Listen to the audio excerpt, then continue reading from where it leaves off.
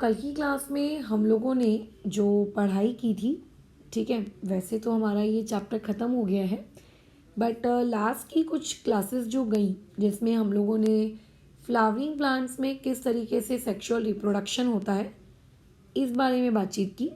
तो उसी के बेसिस पे नोट्स मार्किंग कर लेते हैं, ठीक है। चलो, तो अभी एक नोट्स मार्किंग सबसे पहले शुरू करते हैं सेक्सुअल रिप्रोडक्शन इन प्लांट्स, ये वाले पार्ट से।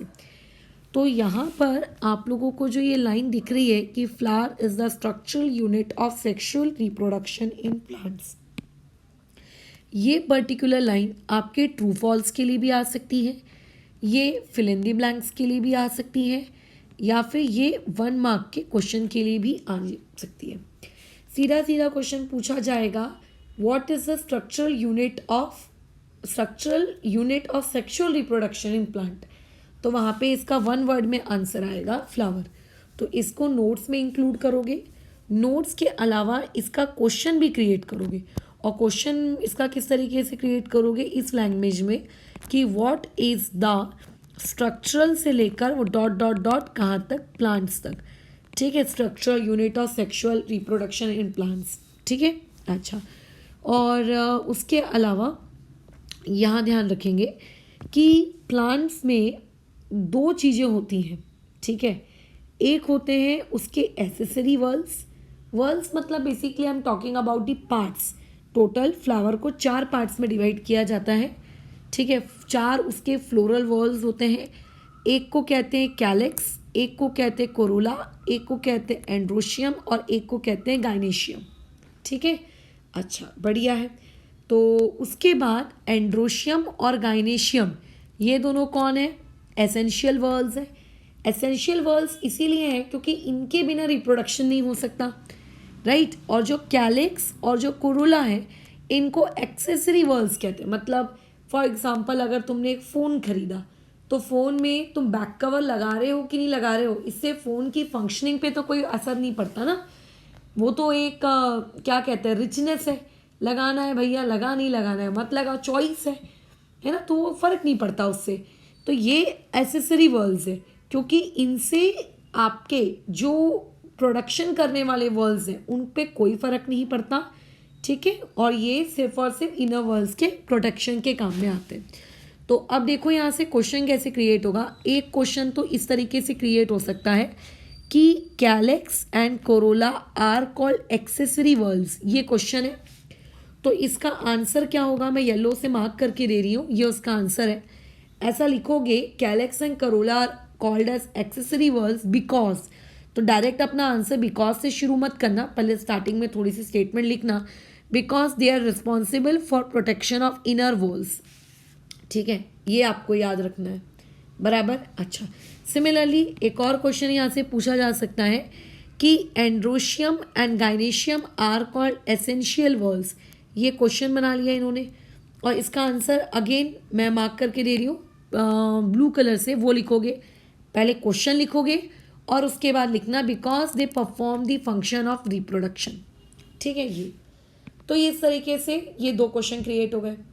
हो सकता है अलग से ये टॉपिक एज अ MCQ पूछ लिया जाए, है ना, कि which of the following options are essential whorl या which of the following option are accessory whorls, या फिर नाम दे दे वर्ल्ड्स का और पूछे कि वो एसेंशियल है कि एक्सेसरी है, ट्रू फॉल्स के फॉर्म में आ जाए, राइट। आपको हो सकता है ऑड मैन आउट के फॉर्म में आ जाए, और वो कोरिलेशन वाले जो क्वेश्चन आते हैं ऐसा लिखकर आ जाए वहाँ पे एंड्रोशियम 2 बिंदी एसेंशियल वर्ल्स, ठीक है। उसके बाद 2 बिंदी कैलेक्स डैश, तो वहाँ पे क्या लिखेंगे हम लोग, वहाँ पे लिखेंगे हम एक्सेसरी वर्ल्स। तो इनडायरेक्टली अभी जो आपने ये मार्किंग की है कि गाइनेशियम एंड्रोशियम एसेंशियल में आते हैं और जो आपके कैलेक्स एंड कोरोला है ये काय में आते हैं, एक्सेसरी में आते हैं, ये पर्टिकुलर क्वेश्चन आपको नोट्स में इंक्लूड करना है क्योंकि इससे किसी भी प्रकार का MCQ 1 मार्क क्वेश्चन क्रिएट किया जा सकता है। तो नोट्स में क्या लिखोगे, एंड्रोशियम एंड गाइनेशियम, बाजू में छोटा सा डैश देके लिखना एसेंशियल वर्ल्ड, फिर लिखोगे कैलेक्स एंड कोरोला, बाजू में छोटा सा डैश देके लिखना एक्सेसरी वर्ल्ड्स, ठीक है। ये इस तरीके से ये आपको लिखना है अपनी नोट्स कॉपी में। अच्छा, अब कई लोगों को लगेगा कि मैम कैलिक्स आपने कल पढ़ाया था क्या? पढ़ाया था यार।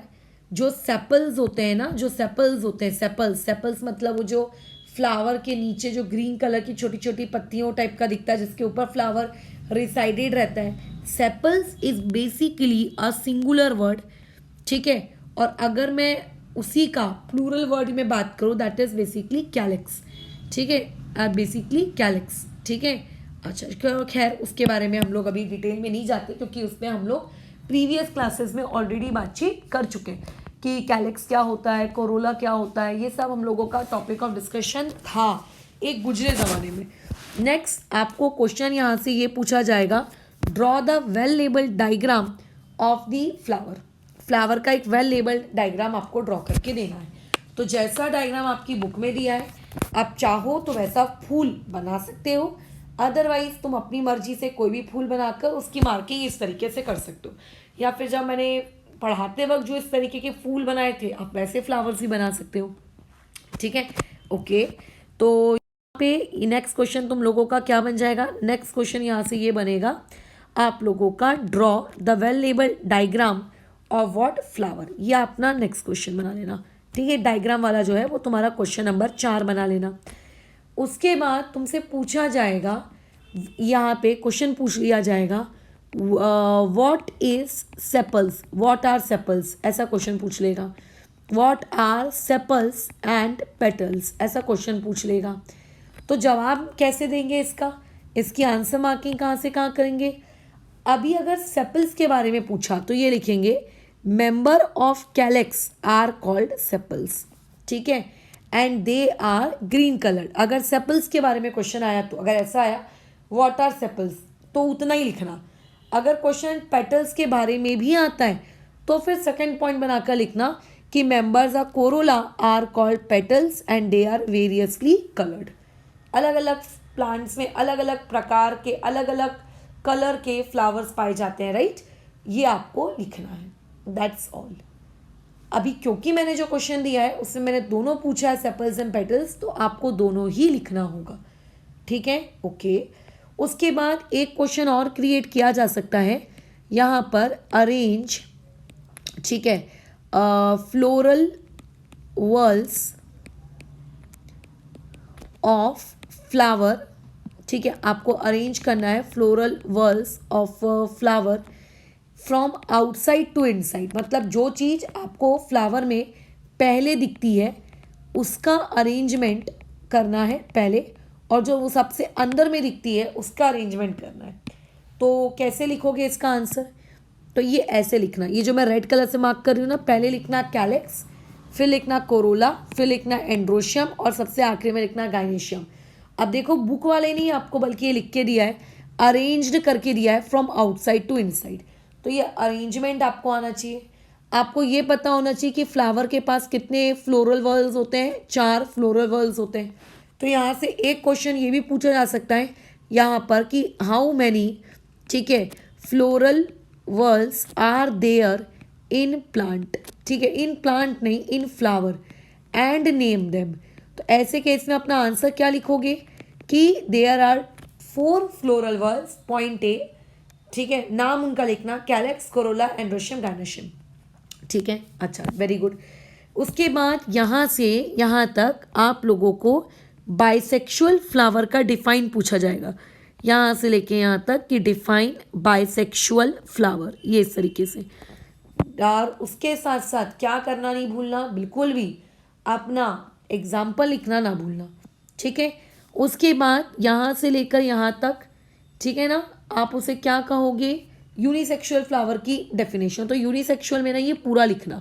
ठीक है, यूनिसेक्सुअल में पूरा लिखना, मतलब यूनिसेक्सुअल मतलब या तो वो मेल होगा या तो फीमेल होगा। तो ये पूरा का पूरा आप यूनिसेक्सुअल फ्लावर में लिखोगे। एक यूनिसेक्सुअल फ्लावर का एग्जाम्पल याद रख लेना, मैंने तो बहुत सारे बताए, करेला, पपीता, कद्दू, तरबूज, खरबूज, और क्या बताया था, लौकी, गिलकी, तुरई, है ना। तो इनमें से जो तुम्हें पसंद है वो लिखो, बट पपाया अगर आप याद रखोगे दैट वुड बी बेटर, आपकी बुक का ही, क्योंकि एग्जाम्पल है पपाया। अच्छा, नेक्स्ट क्वेश्चन आपको ये पूछा जाएगा कि give one example of each, ठीक है, of each of each bisexual and unisexual flower. ठीक है, बाइसेक्सुअल एंड यूनिसेक्सुअल फ्लावर का एक एक एग्जाम्पल दीजिए। तो अगर ऐसा कोई क्वेश्चन पूछ लेगा तो ऐसे में फिर आंसर देना बाइसेक्सुअल के बाजू में डैश देकर हिबिस्कस या फिर गुलमोहर फ्लावर भी लिख सकते हो, और उसके बाद यूनिसेक्सुअल के बाजू में डैश देख के लिख देना पपाया। ठीक है, नेक्स्ट क्वेश्चन आ जाएगा define male and female flower. ठीक है, कि मेल एंड फीमेल फ्लावर आखिर किस चीज़ को कहते हैं। तो मैं मार्किंग करा के दे रही हूँ, सिर्फ उतना ही लिखना है। अभी जो रेड कलर से मार्किंग करा रही हूँ ना, सिर्फ उतना ही लिखना है। ठीक है, अच्छा ऐसा लिखना if only androecium is present in a flower. अब जैसे इतना बोल दिया कि इज प्रेजेंट, तो भैया किस में प्रेजेंट है वो भी तो बताओ। इन अ फ्लावर, तो उसके बाद लिखना it is called as male flower. It is called as male flower, ऐसा लिखना प्रॉपर स्टेटमेंट बना के। फिर फीमेल फ्लावर के वक्त क्या लिखोगे, if only gynoecium is present in a flower then that flower is called female flower. ठीक है, खत्म। अच्छा ठीक है, उसके बाद तुम ध्यान दो, मैंने कहा था कि जब हम फूल को तोड़ते हैं तो फूल के पास एक ग्रीन कलर की डंडी होती है। आप बेसिकली उसको स्टॉक कह सकते हो, आप उसको स्टेम कह सकते हो फ्लावर की, बट आपकी बुक में स्पेसिफिकली इसको नाम दिया गया है पेडिकल।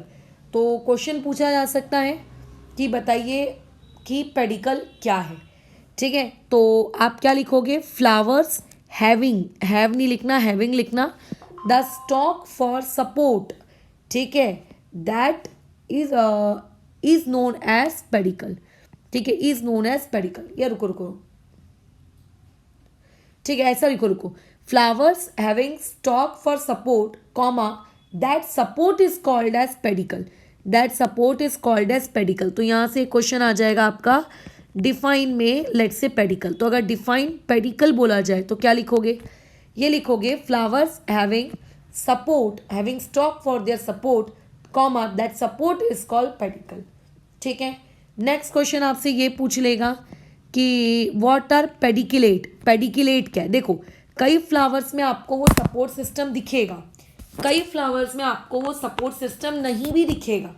ठीक है, कई फ्लावर्स में आपको वो ग्रीन कलर का सपोर्ट सिस्टम दिखता है और कई बार आपको वो कई फ्लावर्स के अंदर वो सपोर्ट सिस्टम नहीं दिखता है। तो जब किसी फ्लावर के अंदर वो सपोर्ट सिस्टम दिख रहा है तो उस पर्टिकुलर फ्लावर को कहेंगे पेडिसिलेट। ठीक है, उसे क्या कहेंगे, पेडिसिलेट। और अगर नहीं दिख रहा है तो उसे कहेंगे सिसल। डन। तो ऐसे केस में अगर पेडिसिलेट की डेफिनेशन आती है तो मैं अभी डिक्टेट कर रही हूँ, उस डिक्टेशन को आपको कॉपी में लिखना है। क्या लिखेंगे आप, flowers having the stalk for their support. ठीक है, then such flowers are called pedicellate. या फिर ऐसा लिख सकते हो, the flowers which have stalk for their support are known as pedicellate flowers. और उसके बाद अगर सिसल के बारे में पूछा जाए तो ये लिखोगे, flowers without stock is called Sical. ये इतनी डेफिनेशन। ठीक है, बल्कि इसको नोट्स में भी लिखना, with stalk pedicellate, without stalk sessile, ये नोट्स में भी लिखना। ठीक है, बराबर, ओके। उसके बाद नेक्स्ट क्वेश्चन आ जाएगा, what is androecium and what is gynoecium. मैं पूरा नहीं लिख रही हूँ बट आपको अपनी नोट्स कॉपी में पूरी स्पेलिंग लिखनी है। तो अगर ऐसा पूछे तो यहाँ से आंसर स्टार्ट होगा और यहाँ पे ख़त्म होगा। अगर सिर्फ एंड्रोशियम पूछता तो इतना लिखते हैं, androecium is a male whorl and its member are called stamens. अच्छा, और इतना लिखने के बाद छोड़ना नहीं है, इतना लिखने के बाद ये लिखना कि anther plus filament equal to androecium. ठीक है, अगर एंड्रोशियम के बारे में पूछना है तो इतना तो लिखोगे, उसके अलावा ये भी लिखोगे कि androecium is equals to anther plus filament. अगर ये पूछता है कि व्हाट इज गाइनेशियम तो ये लिखोगे, gynoecium is a female whorl and its membranes are called carpels. Membranes नहीं है, वो मेंबर है, थोड़ा सा बुक का टाइपिंग एरर है, वो मेंबर्स है। Members are called carpel. और कार्पल के बाजू में ये चीज़ लिखना ज़रूर कि carpel is equals to stigma plus style plus ovary, ये लिखना। ठीक है, और ज़्यादा बेटर होगा कि थोड़ा सा रफ में अगर आप ड्रॉ कर दो, एंड्रोशियम के बाजू में ऐसा ड्रॉ कर देना, यहाँ बता देना कि इस पार्ट को फिलामेंट कहते हैं, इस पार्ट को आप एंथर कहते हैं और इसके अंदर पोलन ग्रेन्स होते हैं। और जब गाइनेशियम के बारे में पूछे तो इस तरीके से ड्रॉ कर देना कि ऊपर वाले पार्ट को स्टिग्मा कहते हैं, बीच वाले पार्ट को स्टाइल कहते हैं और नीचे वाले पार्ट को हम ओवैरी कहते हैं। ये इस तरीके से ड्रॉ कर देना, ठीक है, डन, ओके। और ज़रूरी नहीं है कि सिर्फ एंड्रोशियम के फॉर्म में तुमसे पूछे, वो तुमसे ये भी पूछ सकता है कि व्हाट आर कार्पल्स, खैर वो ये भी पूछ सकता है। तो अगर वो ये पूछेगा व्हाट इज कार्पल, तो देखो कार्पल के बारे में मैं डिक्टेट कर रही हूँ, आंसर तुम लिखोगे। क्वेश्चन ऐसा पूछ लेगा, एक मिनट, व्हाट इज कार्पल, तो उसमें ये लिखना, ठीक है, ये वाला point, members of gynoecium are called carpels, बराबर, ये लिखना, ये व्हाट इज कार्पल में सिर्फ इतना लिखना, ठीक है ना, ओके। अच्छा, और उसके बाद ये तुम्हारा जो पॉइंट है, ये पॉइंट से आपकी ट्रू और फॉल्स पूछे जा सकते हैं कि आखिर वो जो ओव्यूल के अंदर एम्ब्रॉयो सेक है उसके अंदर क्या क्या चीज़ें होती हैं। तो उसके पास हेप्लॉइड एग होता है और उसके पास 2 हेप्लॉइड पोलर न्यूक्लियाई होते हैं। तो इस पर्टिकुलर पॉइंट को नोट्स में भी लिखना और यहाँ से ये भी लिखना व्हाट, नहीं रुको इसमें, ठीक है, व्हाट एम्ब्रॉयो सेक कंटेन्स, कि एम्ब्रॉयो सेक के पास क्या चीज़ें हैं, ठीक है, जो एम्ब्रॉयो सेक है उसके पास क्या चीज़ें हैं, ये आपको लिखना है, बराबर, ओके, ठीक है। और उसके बाद क्वेश्चन ऐसा पूछ लेगा कि, नहीं ठीक है, पॉलिनेशन के बारे में पूछ लेगा। तो यहाँ से लेकर, अब थोड़ा पेन का कलर चेंज कर लेते हैं, ब्लू, यहाँ से लेकर यहाँ तक इस पर्टिकुलर पॉइंट से क्वेश्चन बनाया जा सकता है, डिफाइन पॉलिनेशन, यहाँ से ये क्वेश्चन बनेगा, डिफाइन पॉलिनेशन, ठीक है, कर लेना। फिर मैंने बताया था कि पॉलिनेशन को कई बार करवाने के लिए हमें अलग अलग एजेंट्स की नीड पड़ती है, कई बार विंड, कई बार वाटर, कई बार आपके इंसेक्ट्स, है ना। तो क्वेश्चन में ये पूछ लिया जाएगा कि व्हाट आर पॉलिनेटिंग एजेंट्स, ठीक है, व्हाट आर पॉलिनेटिंग एजेंट्स, ये क्वेश्चन में पूछ लेगा। तो अब इसका आंसर मैं डिक्टेट कर रही हूँ, आप लिखिएगा, द बायोटिक और abiotic components which help in the process of pollination are known as pollinating agents, ठीक है, खत्म। ये आपको लिखना है, वाटर पॉलिनेटिंग एजेंट्स, या फिर इस तरीके का क्वेश्चन आता है डिफाइन पॉलिनेटिंग एजेंट्स के बारे में। तो नेक्स्ट क्वेश्चन तुमसे ये पूछ लेगा, how pollinating agents PA are classified, इन्हें आप कैसे क्लासीफाई करोगे, how pollinating agents are classified, ऐसे आपसे पूछ लिया मान लेते हैं। तो अगर उसने ऐसा पूछा तो जवाब क्या दोगे कि they are classified into 2 categories, abiotic agents wind and water, biotic agents insects and animals. तो क्या होता है कि कई बार टेक्स्ट बुक में आंसर डायरेक्ट नहीं होता है, बट क्वेश्चन आप लोगों को पूछा जा सकता है। तो मैं क्वेश्चन लिखा देती हूँ, आंसर मैं डिक्टेट कर देती हूँ, तो आप उसको लिख लो, ठीक है। अच्छा, और क्या पूछा जा सकता है, नीचे वाला, अच्छा ये बीच का तो खैर मुझे मार्क कराना है, वो तो मैं करवाऊंगी, बट देख लेती हूँ कि छोटे छोटे आंसर्स मैं और नीचे से करवा सकती हूँ क्या। देखो ये आपको याद रखना है बहुत ही अच्छे से, ओव्यूल कन्वर्ट हो जाता है किसमें, सीड में। ये तो आज हम लोगों ने जो कॉपी चेकिंग की उसमें भी ये क्वेश्चन था, आई थिंक कल की थी कॉपी चेकिंग, उसमें भी मैंने एक क्वेश्चन दिया था कि कौन सा पार्ट सीड में कन्वर्ट होता है। तो ओव्यूल सीड में कन्वर्ट होता है, ओवैरी किस में कन्वर्ट होती है, फ्रूट में कन्वर्ट होती है, बराबर, ओके, ठीक है ना। अच्छा, तो यहाँ ये पार्ट आप लोगों को नोट्स में भी लिखना है। इसके अलावा इसका क्वेश्चन क्या लिखेंगे, तो इसका क्वेश्चन लिखना, which part of the flower converts into seed and converts into fruit. तो इसका आंसर लिखना, the ovule develops into seed and ovary convert itself into fruit. ये आप लोगों का है, ठीक है, ओके।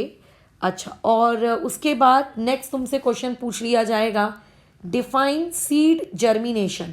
देखो सीड जर्मिनेशन के बारे में हम में से हर इंसान जानता है कि सीड जर्मिनेशन आखिर किस बला का नाम है। अगर आपके घर में चने हैं, राजमा है, मोठ है, अगर आप इन्हें पानी में क्या करते हो, भिगा के रखते हो, स्पेशली मोठ वगैरह को, मूंग को, तो आप देखेंगे कि आफ्टर 1 डे उनके अंदर से स्प्राउट्स निकल आते हैं, उनके अंदर से वैसे कुछ आपको निकलते हुए बाहर निकलते हुए दिखते हैं, धागे धागे। अगर आप उसको ज़मीन में गाड़ दो तो बेसिकली वो ज़मीन में जहाँ उसे गाड़ दोगे तो वहीं से एक नया प्लांट निकल कर आ जाता है। इसी प्रोसेस को कहते हैं सीड जर्मिनेशन। ठीक है, तो सीड जर्मिनेशन के बारे में आप क्या लिखोगे? सीड, यहाँ से ये पूरा का पूरा जितना भी मैं पिंक कलर से मार्क कर रही हूँ, ये पूरा का पूरा सीड जर्मिनेशन के इसमें लिख देना। ठीक है, बराबर, ओके। और सीड जर्मिनेशन के बारे में बातचीत हो गई।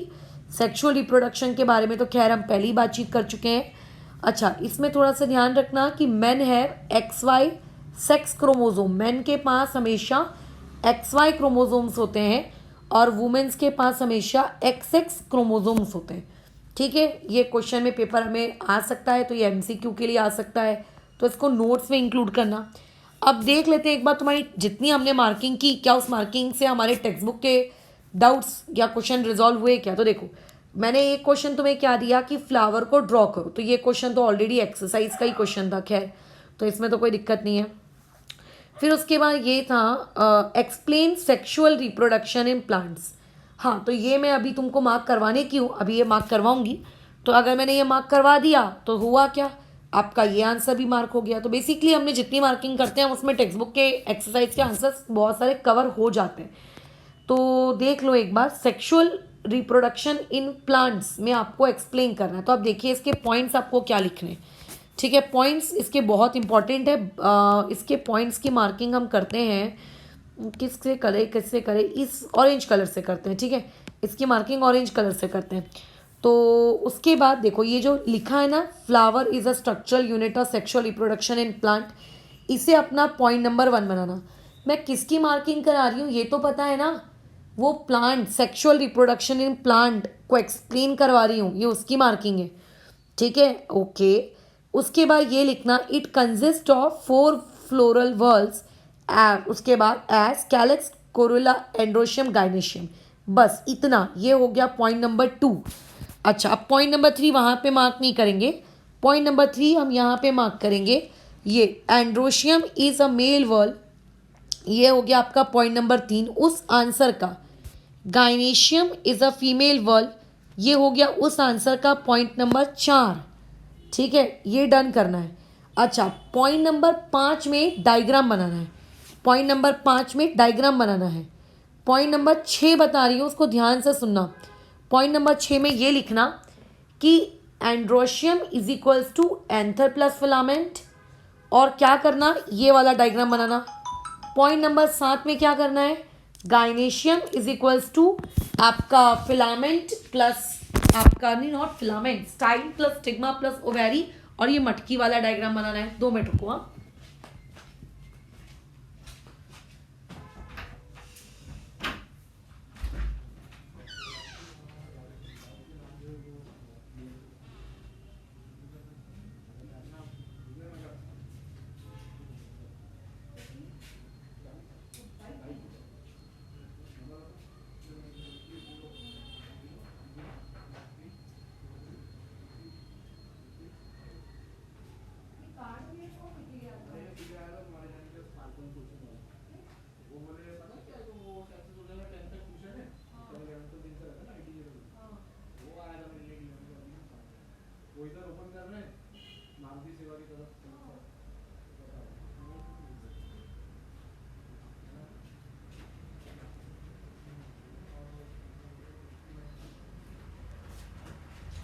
ठीक है, चलो कंटिन्यू करते हैं।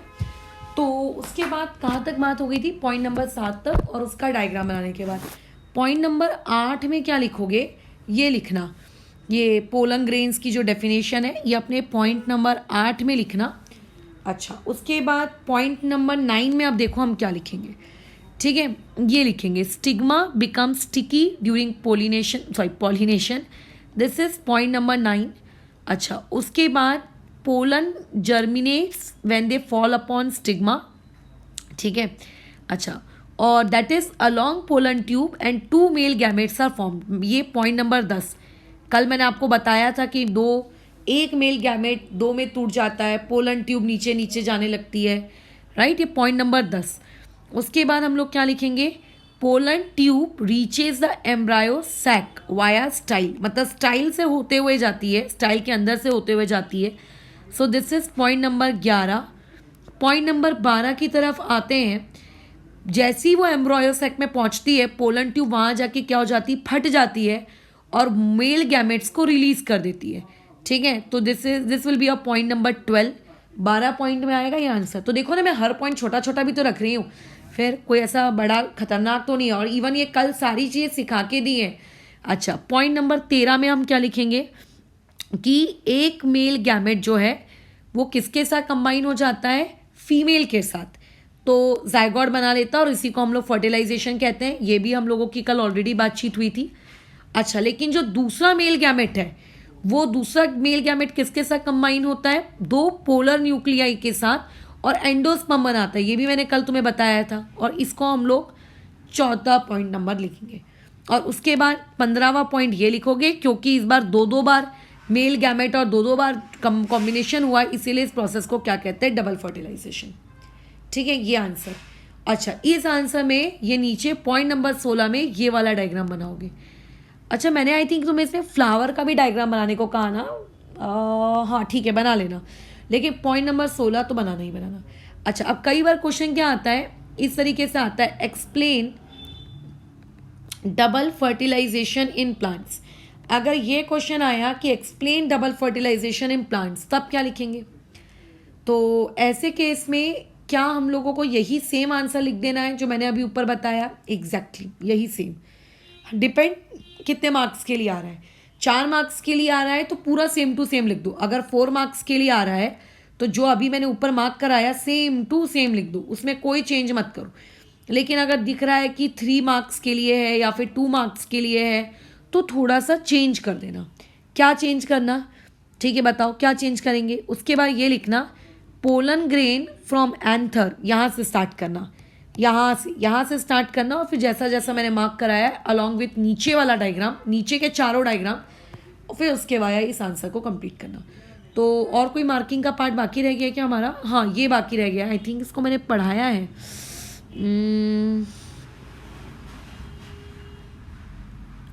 एक मिनट,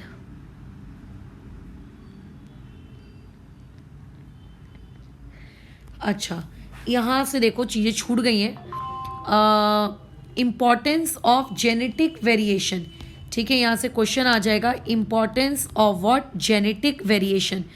तो यहाँ से लेकर यहाँ तक ये इसका आंसर है इस क्वेश्चन का, कि जेनेटिक वेरिएशन की, ठीक है, इम्पॉर्टेंस क्या है, कि उसका सिग्निफिकेंस क्या है, ठीक है। अच्छा, और